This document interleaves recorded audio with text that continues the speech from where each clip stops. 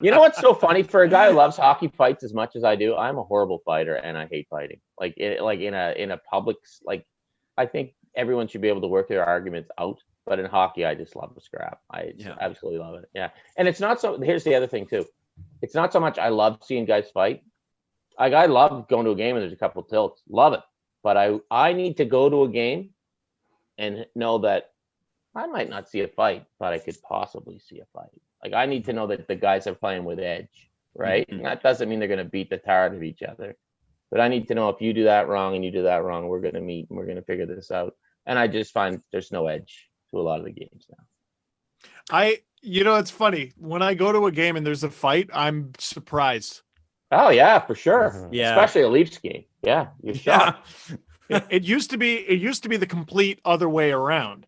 I used to get to go to like one Leafs game a year. Yeah. And I remember my mom and I, the only way we used to get tickets is like a friend of a friend, they died and they gave it to a neighbor. Same as today. Stole it. And nothing's changed. No. And we got to sit fifth row.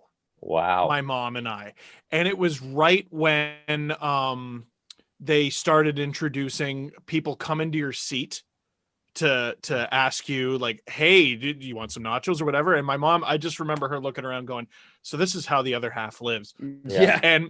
And we're sitting fifth row and Wade Belak drops the gloves. Mm-hmm.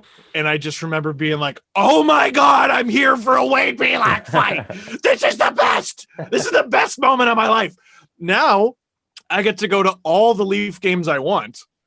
And I was sitting there going, oh my God, there's a fight.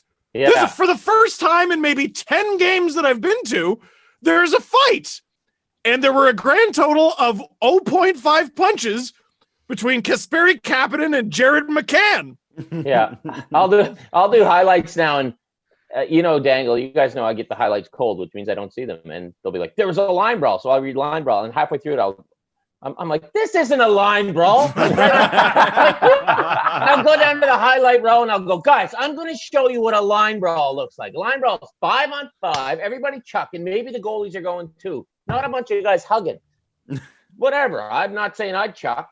Admire those who do. But, okay, here's one, Dangle. Name me the 5 most popular Leafs of all time. Just right off the top of your head.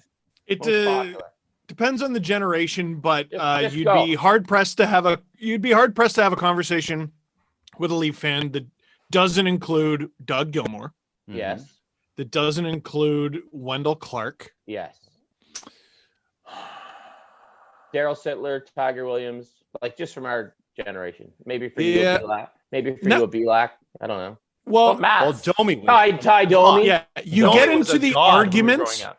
You start getting into the arguments of, but you cannot have a conversation across any generation that doesn't include Doug Gilmour and Wendell Clark. Right. I know exactly where you're going. And why was Wendell so popular? He scored a lot of goals and sometimes he beat people up. Exactly. He took no crap from nobody at no time. And he got everybody out of their seats. And he got people out of their seats by either scoring on a wrister, by hammering somebody with his body or hammering somebody with his fists and going all out. When you saw Wendell, you're like, there's a guy that if I was in the NHL, that's what I'd play like. He just gives it his all every night. And if you can't beat him on the ice, you beat him in the alleys. And those are the people that resonate with guys. And in hockey, and I get it. I get the legalities. I get the concussion problems. I don't want to see anyone suffer after hockey.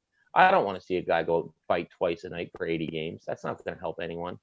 But that edge has to be there, and Wendell played with the ultimate edge, and I think that's what makes him so popular in Leafs lore. And I think the game is at times lacking that edge. Mm-hmm. Well, it's true, and I mean, I think if you were to if anybody that watched Boreas Salming play, that guy, there was no messing around with Boreas Salming. No, there was no messing around with unless it was later on. Like Darcy Tucker was enormously popular. Tucker! The best Bob Cole name of all time is Darcy Tucker. Tucker! every time I see Darcy Tucker, Tucker! I love watching his Instagram because every once in a while in the Insta stories, he'll be watching his old games.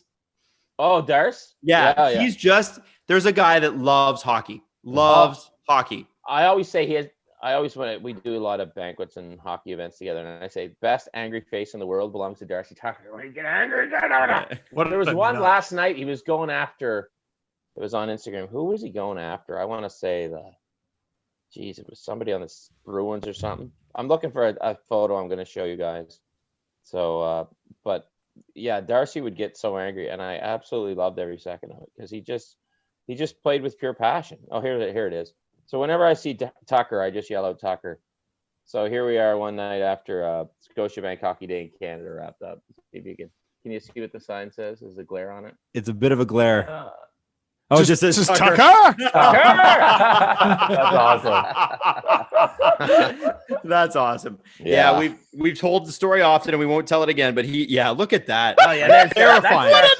That's Darcy. Face. That's Darcy. But you love him because he's playing the way you think you'd play. Just come on, I gotta win, and I'm gonna do anything for the guys around me to win. The way you think you'd play. That's such a good way of putting it. It's a fantasy. Yeah. We all think we would do what these guys could do. Right. Well, with the goal. The reason I ended up with Frank Beaton was he feels the way I think I'd feel if I scored. And those are the guys who resonate with people. Those and the absolute greats, right? Yeah. The absolute greats is, wow, I couldn't do that. But with the guys who just play with that edge, you're like, that's what I would do to make it. I think that's why they resonate. Speaking of absolute greats, did you see Connor McDavid's house?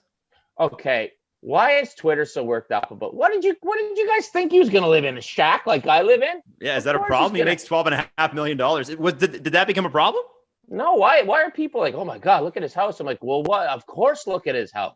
Right. Like what? What do you think he was going to fashion his house out of IKEA furniture like I do? Like, his pad's awesome, man. That's exactly what I would. Geez, I'd have water slides and I'd probably have a slushy maker. Or something like that. Yeah. But you know what I did love about his house, and I quickly went over it because I don't try not to get into that. He had a Jimi Hendrix poster, which means he likes good music, not this modern day dance music the players warm up to. I was talking with one player at a golf tournament, and I go, I got to be honest. When I go to a game, I can't watch you guys warm up. He's like, why not? This guy's like 24, 25, a good player. I go, because I hate your freaking music. All this boom, boom, dance, techno crap. I'm like, put on some Kickstart My Heart. Get some Motley Crue going. Get some AC/DC. He's like, I love that stuff. I'm like, I'm lost on you guys. I'm so old. I just don't get anywhere. Like, I used to love watching warm-up, right? Like, I'd go out. I'd be looking at the other players. I'd be grooving, getting my groove on. Guys would have no buckets on, skating around, No, those days are over, boys. Because I can't tolerate the music. And I remember going to games and old guys sitting around me going, well, they turn down that music, and that's me now. That's me.